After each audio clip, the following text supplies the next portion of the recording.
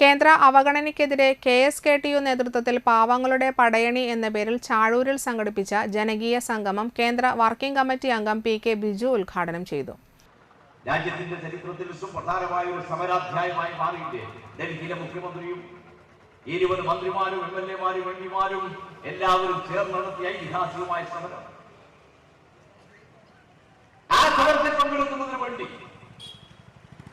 ആം ആദ്മി പാർട്ടിയുടെ നേതാവ് ഡൽഹി മുഖ്യമന്ത്രിയായ അരവിന്ദ് കെജ്രിവാൾ, ആം ആദ്മി പാർട്ടി നേതാവായ പഞ്ചാബ് മുഖ്യമന്ത്രി, ജമ്മുകാശ്മീരിന്റെ മുൻ മുഖ്യമന്ത്രി ഫാറൂഖ് അബ്ദുള്ള, സമാജ്വാദി പാർട്ടിയുടെ നേതാവ് കപിൽ സിബൽ, സുപ്രീം കോടതിയിലെ മുതിർന്ന അഭിഭാഷകൻ, മുൻ ബാലവൻ പോലീസ് സ്റ്റേഷൻ വകുപ്പ് മന്ത്രി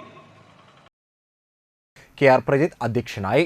സംസ്ഥാന കമ്മിറ്റി അംഗം AS Dinakaran, area secretary KC Ramesh, KK Anil, VR Biju, NG Jayaraj, TM Shamsuddin, NN Joshi എന്നിവർ സംസാരിച്ചു. താനത്ത് KSKTU ജില്ലാ എക്സിക്യൂട്ടീവ് അംഗം AH അക്ബർ ഉദ്ഘാടനം ചെയ്തു. സിബിൻ C ബാബു അധ്യക്ഷനായി.